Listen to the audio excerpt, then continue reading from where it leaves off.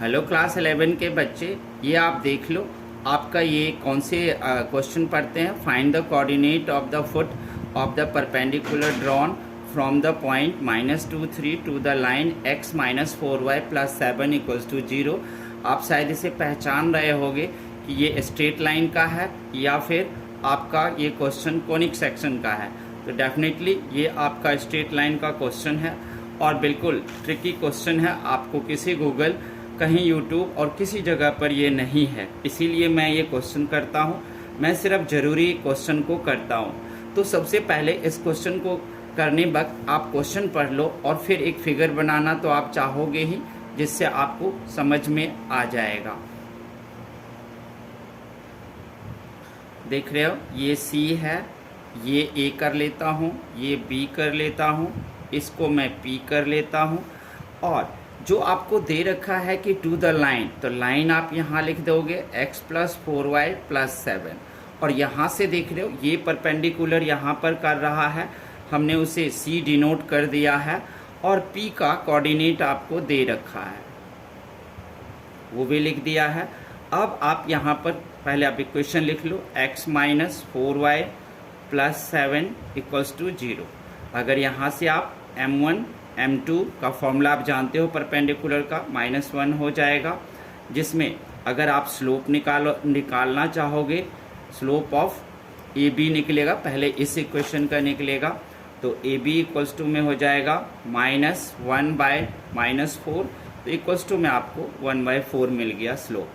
अब आप देख रहे हो कि CP जो है वो परपेंडिकुलर है AB पर, तो आप स्लोप ऑफ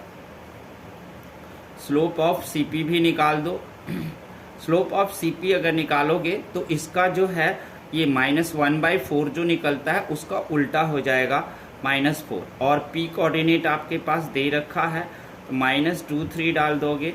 फिर इक्वेशन ऑफ CP आप लिखोगे तो बन जाएगा आपके पास, इक्वेशन तो आप जानते हो, y - y1 = में m और x - x1।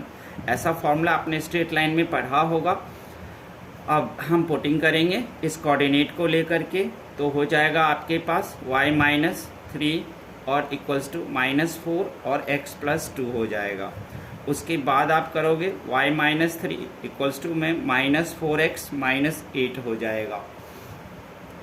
और ये -8 होकर इसे और अगर आप सॉल्व करोगे तो 4x + y + 5 में बदल जाएगा।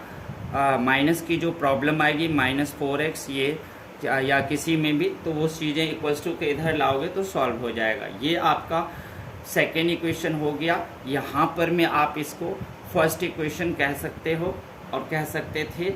अब हम इस दोनों को सॉल्व कर देंगे, तो हम यहाँ क्या लिख देंगे, फ्रॉम फर्स्ट एंड सेकेंड लिख देंगे।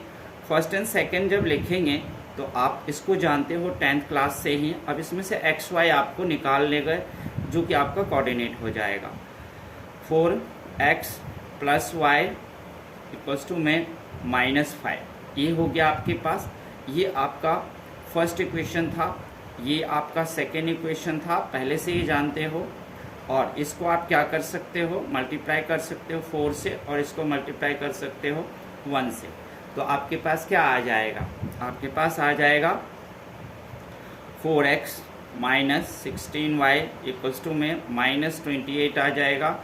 और फिर 4x + y और = में -5 आ जाएगा। ये आप पहले से ही सॉल्व करना जानते हो। सब्स्टिट्यूशन लगा लो या एलिमिनेशन, जो 10th में हमने सीखा था। साइन अगर हम इसका चेंज कर देंगे तो ये कट ही जाता है। ये आपको -17y आ जाएगा और ये -23 आ जाएगा। माइनस माइनस काट दोगे आप तो y = आपके पास क्या आ जाएगा, 23/17 आ जाएगा। ओके, अब आप क्या करोगे, वैल्यू ऑफ y लिख लोगे। Value of y put in किसी भी इक्वेशन में डाल दोगे। ये सब आप लोगों को पहले से आता है, आप यूं ही 11th में तो मैथ लिए नहीं हो। तो अगर इसको इक्वेशन फर्स्ट में डालोगे तो x - 4 मल्टीप्लाई 23 अपॉन में 17 इक्वल्स टू में -7 हो जाएगा। इसको अगर आप सॉल्व करोगे तो -7 और प्लस 92 अपॉन में 17 आ जाएगा।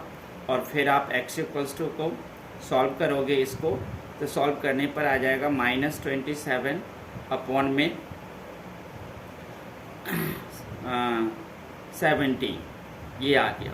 तो अब आपके पास कोऑर्डिनेट भी आ गया है, आप लिख सकते हो कोऑर्डिनेट c का कोऑर्डिनेट। इसी c का कोऑर्डिनेट आपको निकालना था, तो c निकाल लोगे आप, हो गया -27 अपॉन में 17 और 23 अपॉन में 17।